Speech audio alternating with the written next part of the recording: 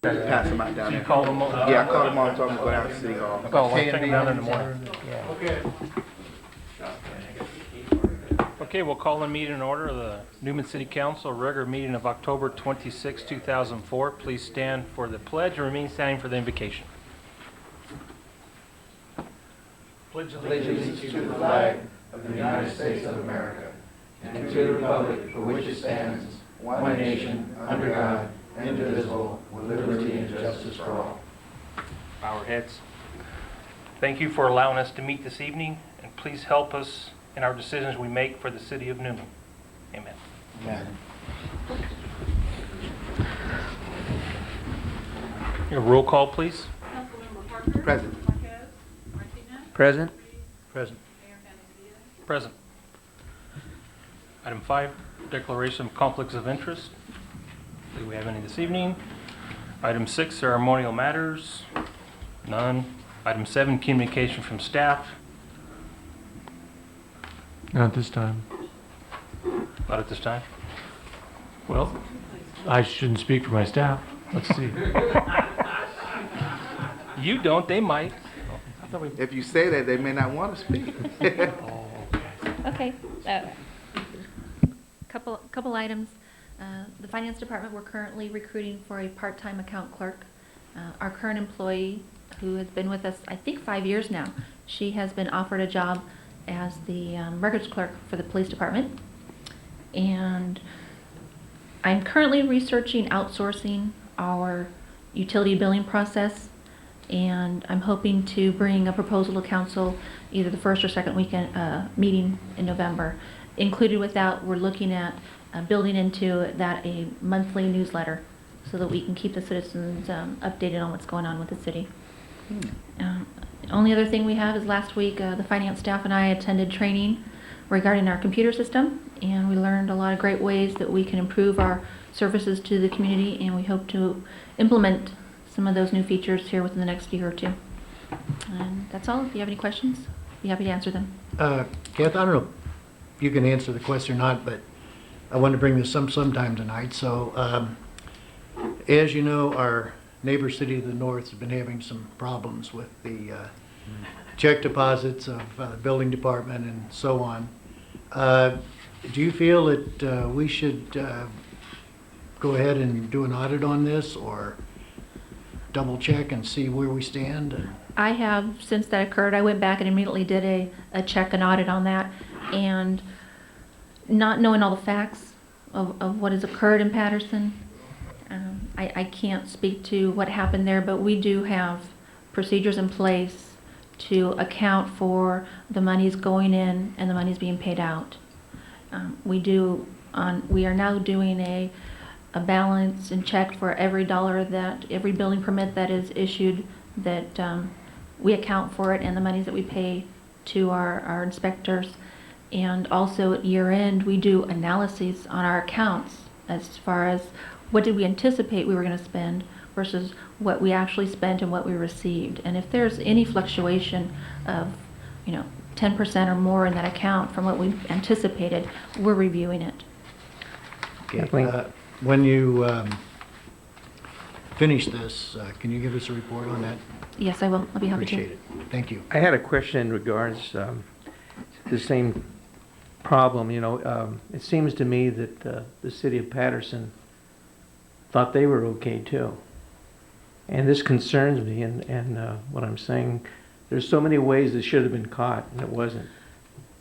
Right, and there's kind of two things going on. Like I said, I don't know the full story behind what's going on, but there's two things that are going on. You have building permits that are being issued, and we collect those because we're outsourcing. We collect building permit fees, and then our outside company will invoice us, and they list those building permit numbers. And when we receive those fees, there's a building permit number, and we can trace those one for one exactly and see exactly what we're paying them.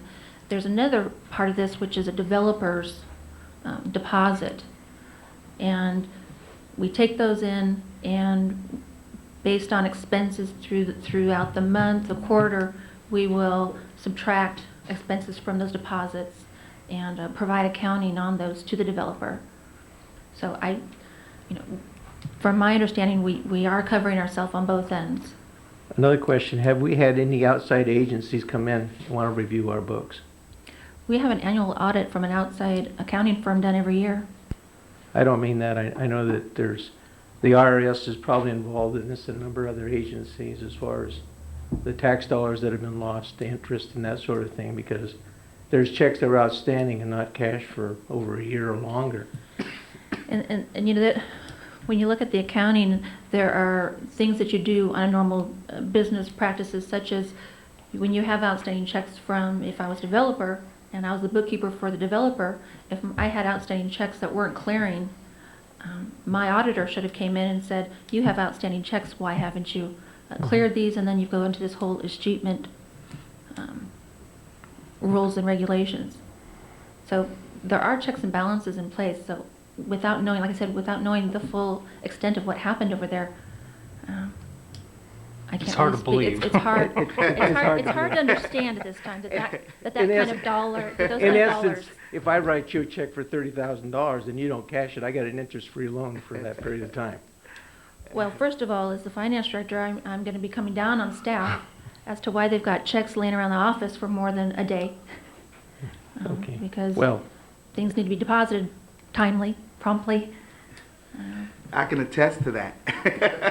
I had a check that our staff found that was somehow mixed where I hadn't cashed it for our monthly stipend. They caught it. I think it had been outstanding for like 8 or 9 months, but they caught it and found it. Just speaking kind of in the dark on this matter, I'm only going to speak to my confidence in our former staff, the financial director and Margaret Susan, and in our current staff. And I want to say it because overall, ultimately, my colleagues' concerns are correct. We bear fiscal responsibility. This council does. But that's why I think when we went over our last fiscal budget, we brought up the auditing for one, where we've seen repetitiveness, and we said that we'd like to see that change. In other words, outsourced to another auditor.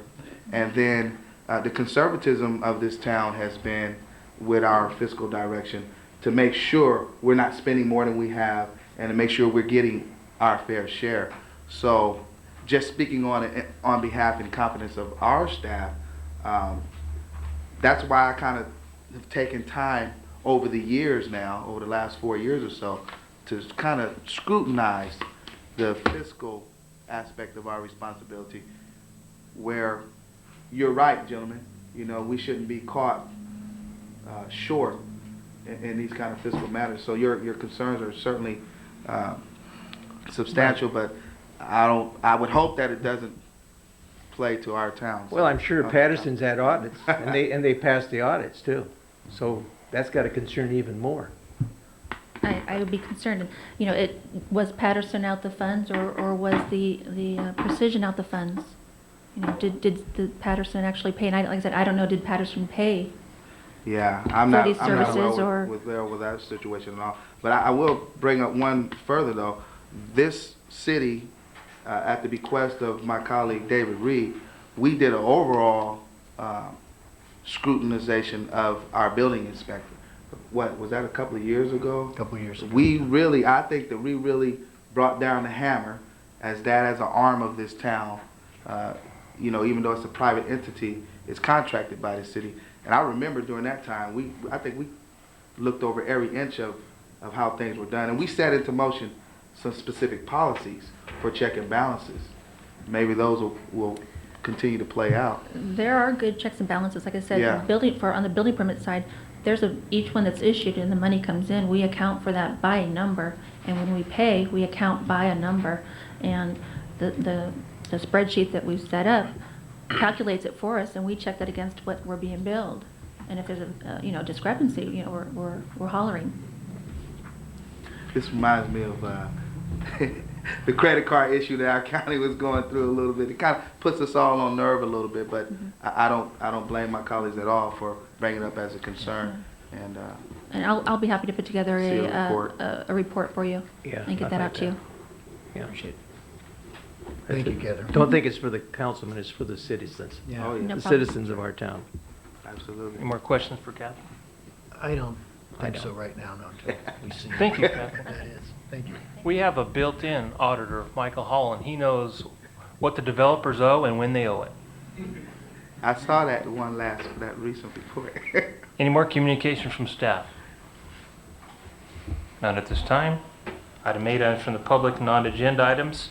If anybody has anything that they would like to bring before the council that is not on the posted agenda, now's the time. See none agenda items. When the item comes before us, please try to keep your comments to under 3 minutes or less and come to the podium and state your name and address. We have one item this evening, item under agenda item 11B. The applicant would like to pull this to for a further meeting. So item 11B is pulled. Item 9, public hearings, we have none. Item 10, consent calendar. Item A, approval of warrants. Item B, approval of minutes of the October 12th, 2004 regular meeting. Move to approve. Second? All in favor? Aye. Opposed? Motion passes 4-0. Item 11 under regular business. Item A, report on reimbursement agreement for the Highway 33 Sherman Ranch intersection improvements. Thank you, Mayor, council members. Tonight what we have before us is a reimbursement agreement for the intersection improvements at Sherman Parkway and Highway 33.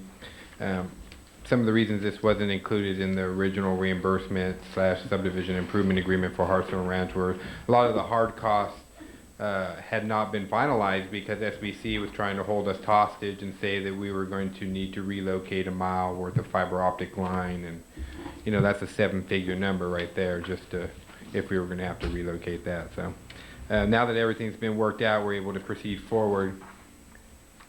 The way this reimbursement agreement is structured is the developer will pay 25% of the cost of for the intersection, total cost of that project. The other 75% is going to be borne by or bared by the new homes within Hearthstone Ranch and Sherman Ranch. So all the lots within Hearthstone Ranch are going to pay a supplemental traffic impact fee of $990. Lots within Sherman Ranch will pay a supplemental traffic fee of $890 for the medium and high density product and $1,390 for the low density product. Therefore, there will not be any city funds expended on the first phase of this intersection. A lot of that goes towards the fact that in our traffic impact fee program that these projects are vested under, that project is not identified. So they're not paying any fair share into that. So we need to look at what our current ones are. We now know what phase 2, phase 3, and I believe there's 4 phases for this intersection. We know what those improvements need to be, so we need to add those now to our new traffic impact fee program for the supplemental phases. As part of this reimbursement agreement, the developer will be collecting the fees directly from the home builders that they will be selling the lots to. No city time will be expended. We don't need to expend any energy in collecting these funds, documenting them, and then cutting checks and reimbursing the developer for it. In our negotiations, they have agreed to collect that fee from the home builders that they have sold the lots to. So, but however, we have included wording within this agreement that does say, though, should we have to collect this fee for the developer, we're entitled to a 15% administrative fee to cover all the overhead in terms of staff time, to collect the fee, document it, and then reimburse it, and that would cover all staff time and obviously overhead costs, administrative costs that go along with that. So with that, I submit this reimbursement agreement to you for your approval. I can take any questions that you may have at this time. Questions for Michael? Looks simple. Tom, you fully reviewed this and Yes. concur? Yes. If there's no questions, thank you, Michael. We have some direction. Motion to approve the resolution number 2004, next number, adopting a reimbursement agreement for the Highway 33 Sherman Parkway intersection improvements. Seconded. All in favor? Aye. Opposed? Motion passes 4-0. Item C, report on general plan update. Oh, oh, sure. Sorry. We're just rolling Mr. right Mayor? along here, sorry. Councilman, Michael Peliquin, SCM Homes, 1920 Standiford Avenue, Suite 1. I just thought I might take this opportunity to update you on our progress with the intersection at this time. Also, just that on this agreement, all of this is spelled out in our sales contracts, to our buyers. And the reason it was held out so long is when we went through the development agreement process, the modification, like Michael said, we were being held up by SBC at that time to relocate a fiber optic line for in excess of 2 miles, and the prices of that were probably $2 million. So we just didn't even know how to comprehend how to work that into an agreement that would work with the context of 800 or so residential lots. But I did bring a little plan of what we call our favorite project, the project from hell, Highway 33 intersection. And I just want to tell you that we have been ready to build this intersection, funded, ready to go on this intersection for over a year. And when we came back to you for an extension, we kind of wanted the extension to go to January. I think you remember. We were hopeful that we could get this done in November. I do have, I'll conclude this with an update on exactly what's going on out there, so when you drive by you can understand all of the construction, and it's going well. But the issues with this have been just staggering, The first was, this project, when we bought this project with a set of plans for this intersection, we were told that it would be approved in June. So we go to a meeting with Caltrans and they tell us, oh, that was a standard plan that the last reviewer liked, but we don't like that plan anymore, and we want now an official turn pocket in the intersection. Okay, that was. You see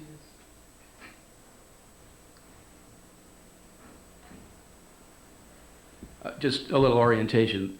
Here's Sherman Parkway, Jensen Road, and you can see the extent of this entire widening due to the turn pocket. These tapers are 900 feet long on each side. And the problem that arose out of that design was, the right-of-way takes, as they run up to Jensen Road, the right-of-way is 100 feet. Then for that first house with the palm trees, it drops to 80. But then no one ever required enough right-of-way for this type of a design from that county line out. So it's only 60 feet wide. And the approved design, which they would not back off on, in SBC's mind, basically paves this thing from right-of-way line to right-of-way line. And they said there's no room for our poles. And you're not paving over any of our facilities, because the original design on this assumed an R14, which produced a very, very deep lift section. So we were just stopped. We just didn't know what to do. And one day I was out actually just walking in these ditches just to kind of take a look at where these poles were and what a solution could be. And I realized that the ground actually sloped off about 3 feet from the top of pavement. And with some work with the engineers, we figured out we could get, a specified amount of cover over this line to let us pave over them. And Caltrans told me, look, just do it, pave over them, And they said, well, we're going to call the police chief, and we're going to put your contractor in jail if we see you out there. That's how adamant they were. So we did some potholing, we did some retesting, and with it tested at R70 instead of an R14. The ground was, I could see that when they did the potholing, the ground stood up perfect. So we were able to work out a solution, a physical solution to pave over this and not have to relocate all of that line. But the holdup is they said, look, this is a city project, but we don't care. We're not going to pay for anything.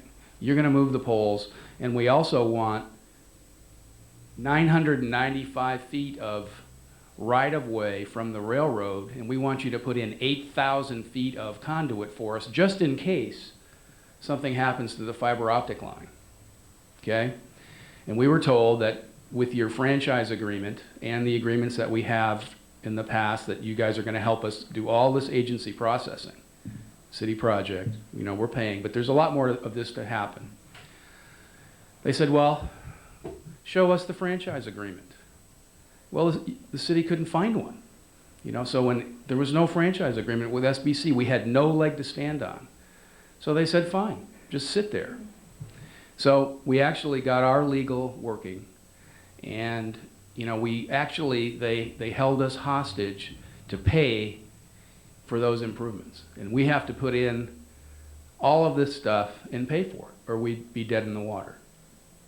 So, you know, just time and time again, you know, we just get hit with this stuff. So we had an agreement with them. We had to go to some extreme legal means to say, look, guys, I mean, this is going to be a big problem at the end of November if this doesn't happen. There's just a lot at stake. There's a lot of investment in the ground. So just 2 weeks ago, they actually came out and moved, you know, 3 of their poles that were right in the way of the bore pits that we have going under the railroad line now.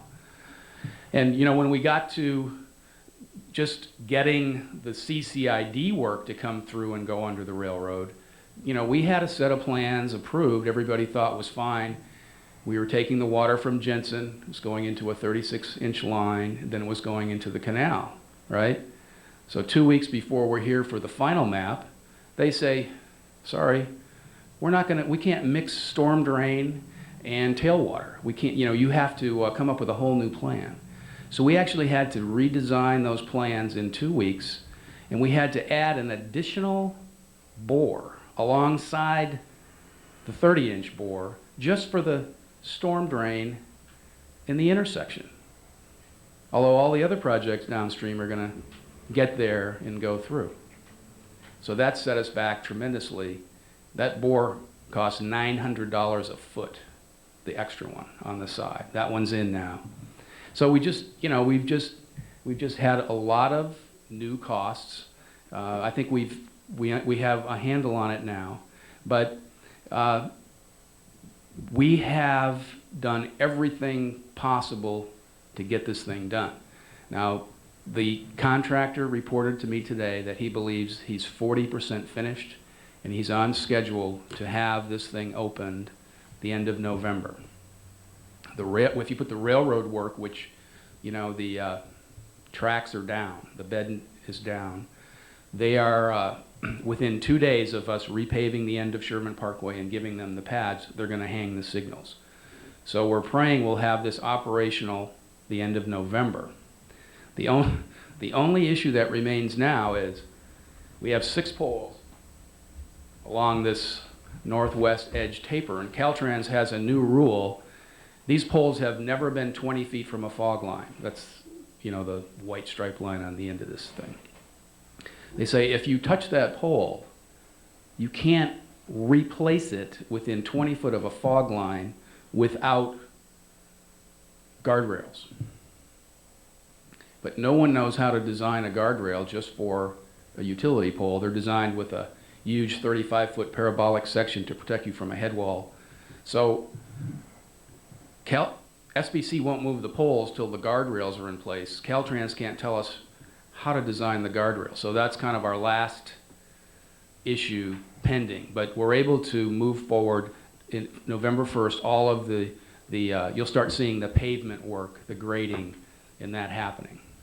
So, you know, we think we've done our share. We think we've paid our dues on this. And that's one of the reasons we sort of pulled the other issue that's on the table. And we want to have a little time to talk. And we feel we've earned a free pass to continue building houses out there. There's 197 permits pulled.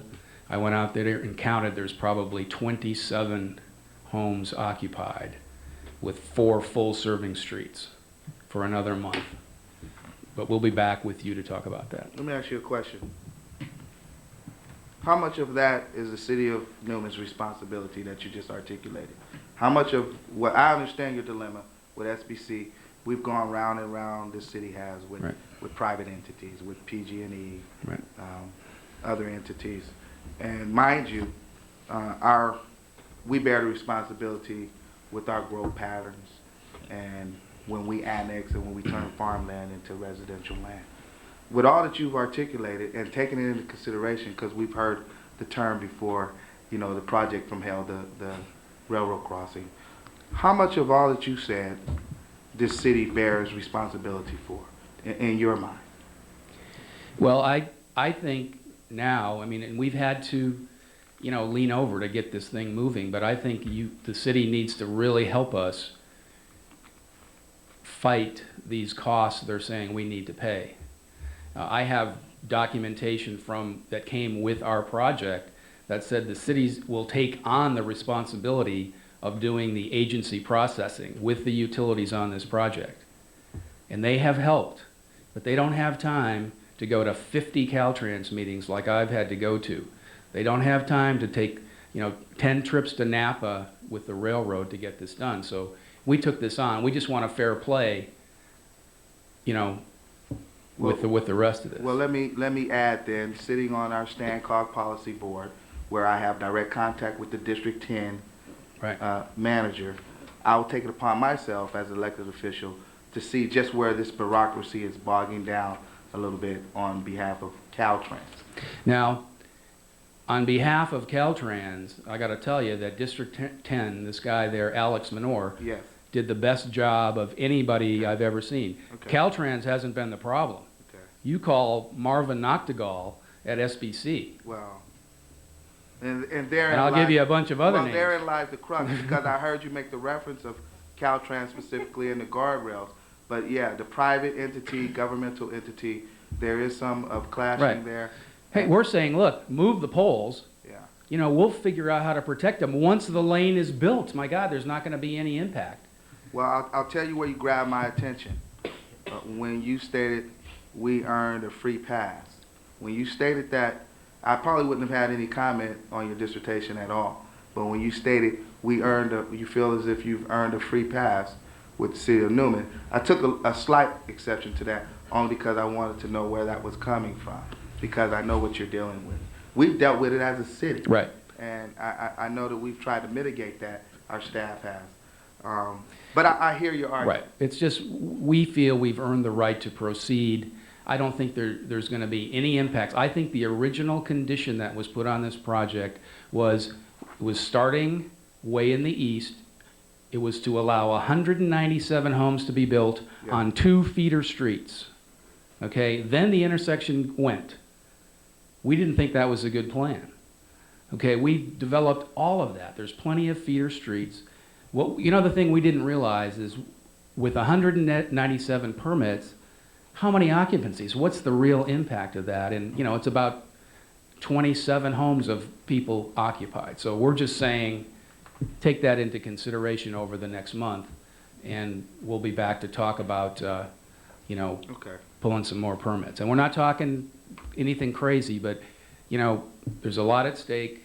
We have a little bit of weather left, and we need to take advantage of that. Well, this city certainly has taken consideration, my colleagues have, to work with developers, but I think it's been stated emphatically and clearly time and time again that we place the interests of our citizens first. And so whenever I hear a comment like we earned a free pass, I have to take some slight exception to see where is that actually coming from. But notwithstanding your argument, I know from your developer, your main interest, your boss, you guys want to get that in just as much as we'd like to have Absolutely. it in, because it's marketing purposes. Right. People can come right off of Highway 33 into the Hearthstone Ranch development. So, thank you. Right.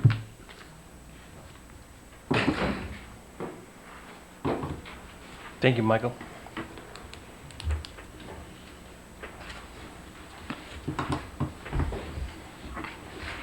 Now, Michael, would you like to give us a report on the general plan?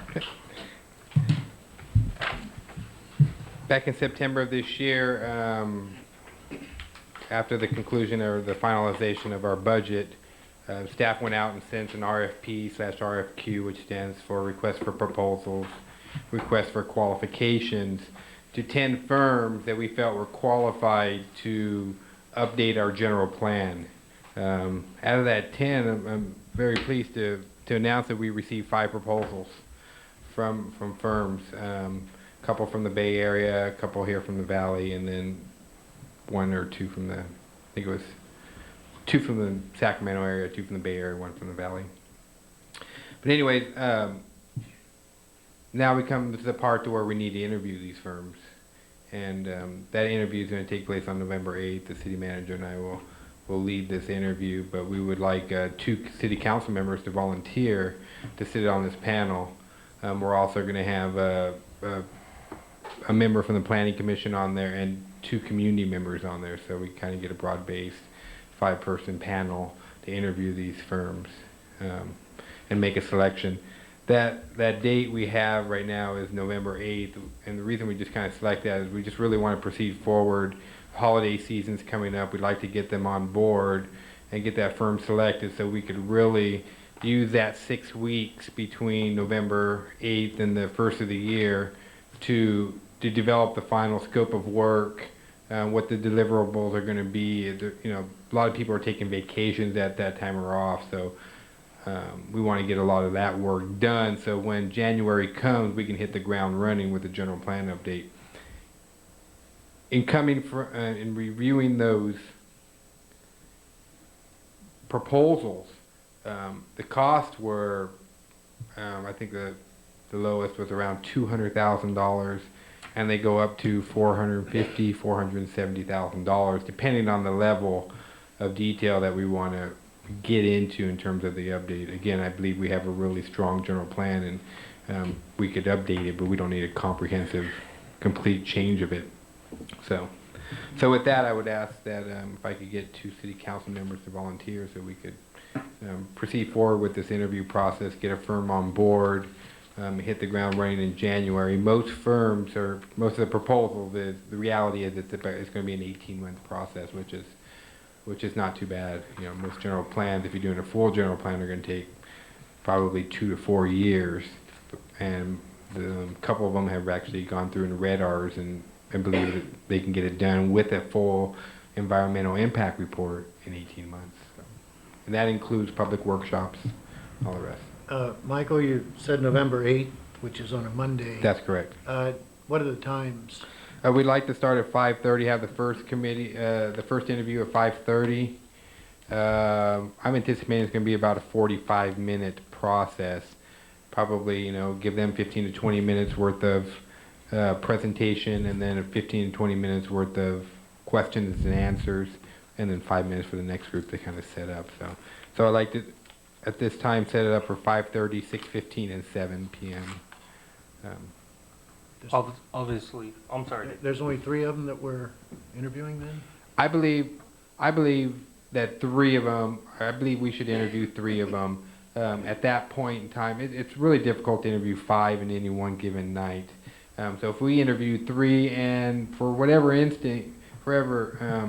happens, if the interview panel just says, you know what, none of these guys are really blowing my socks off, and I don't think we should proceed forward, we'll bring the other 2 in afterwards and say, well, thank you for your interviews, and we think we should interview the next 2 at a later date. So roughly 5:30 to 9 o'clock or something. I think we can be out of here by 8 o'clock. Obviously, I volunteer myself. I wouldn't miss it for the world. I would do it. I guess I only had one question. What was the makeup of this suggested panel again? 2 council members, 1 planning commissioner, and 2 members of the community at large. We're going to advertise, or how are we going to seek to get volunteers from our community? We've actually, I've worked with the city manager, and we've asked 2 community members to sit in. They've gone through the general plan process. Both members have been members of the former city council members and went through the last general plan process. Since no decisions are really being made in terms of a final product, just a firm, we didn't think and in order to save time, we didn't believe we wanted to go through the whole process of advertising and having people come in and getting all this done. We're just trying to save time by moving forward. And again, this committee is only for an interview process. Well, I not- understand, because ultimately, this council will make the decision when we move forward. Correct. But I think I would like to see, I don't have an aversion to that.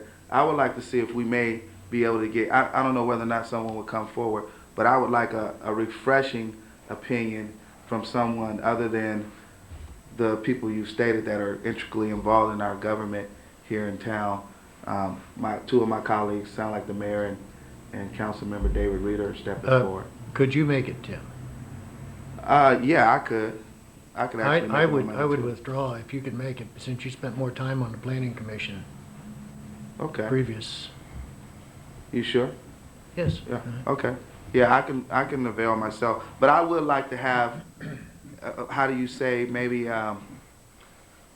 let us try to see if there's someone that wants to come out from the community to join us as well. Would you like me to push back that date then? We can't really, we don't have time to find community members in time for that November 8th date. Again, this isn't we have community workshops where people are going to be involved in the update of the general plan and be involved in what the general plan says and Well, those aspects. Let's do this, whatever the next article that's available, put it out as an announcement. If anyone comes forward to City Hall, then we'll have that person. If we don't, we'll progress forward as your suggestion. In other words, put it out. I'm putting it out right now. This will air when tomorrow night. Right. Yes. Someone comes forward down to City Hall, they fill out the citizen's application. They'd like to serve on this little ad hoc type committee. If we get some person to come forward, that's fine. If we don't, we'll proceed as your suggestion. So, with your concurrence, I will contact the firms tomorrow though and start. Yeah, Okay. go everything. I mean, if Okay, it's a if- full concurrence of this council, I'm looking to say, let's put it out there. If someone comes forward, somebody in one of these communities, in the newer communities or have been here for a while, might want to come and partake in this process to get a feel as well. Tim, if Yes. we get more than one and we have to choose between them, how would you like to proceed in that way? I'll leave that to staff.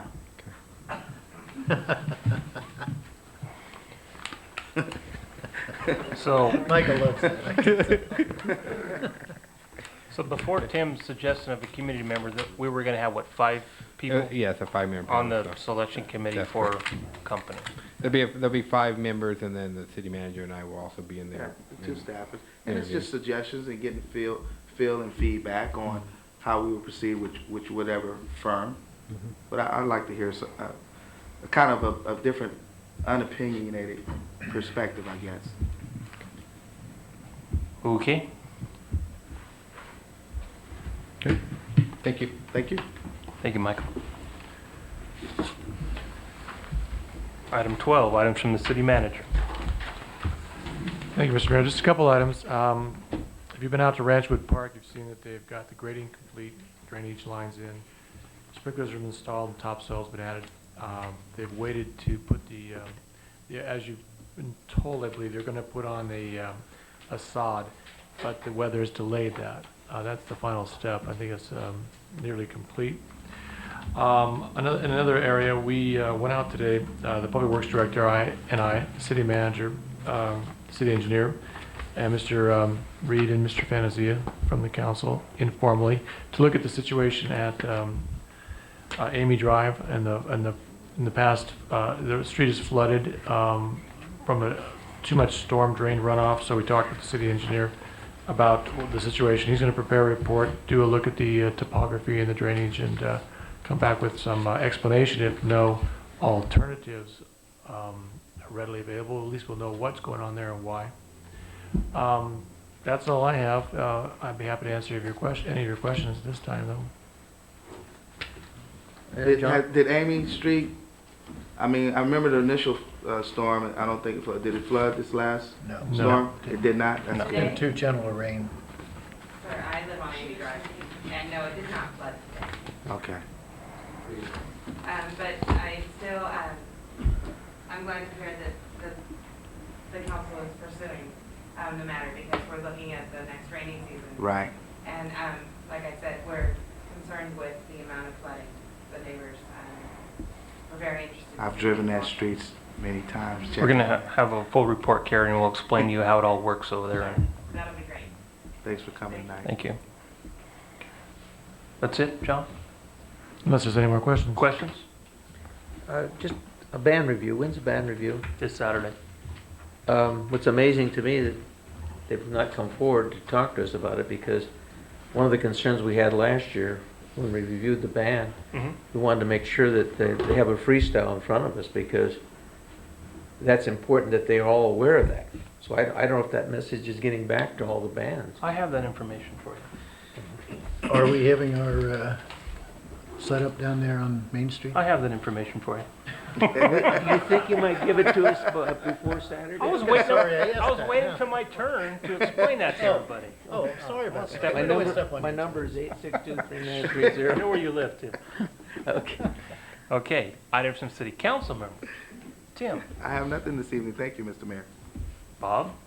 I have nothing. Dave? Well, I was gonna talk about the band review, but I'm gonna let you do Go that. ahead, no. No, it's all right, John. But I will mention that next Tuesday's election day, and hope everybody gets out and votes, and particularly pass Proposition 1A. And so that we can hopefully increase our budget next year and or the year after next, and get away from all of this. That's all I have. Thank you, Dave. No, I was, Mark Krinclaw called me, and the information was put out to all the bands, to exactly what's going on. And whoever can make it on the council, be at Tulare in Maine at 8:45. And they'll have the tables and chairs set up just like last year. And we'll judge, one of the bands freestyle for a mayor's trophy. Rain or shine. Rain or shine, be there. It's supposed to be 71 degrees, so I think it's going to be a nice day. Oh, yeah. And please come out and vote next Tuesday. And that's all I had. If there's nothing else, somebody like to make a motion to adjourn. So moved. Second. All in favor? Aye. Aye. Meeting adjourned. Thank you so much.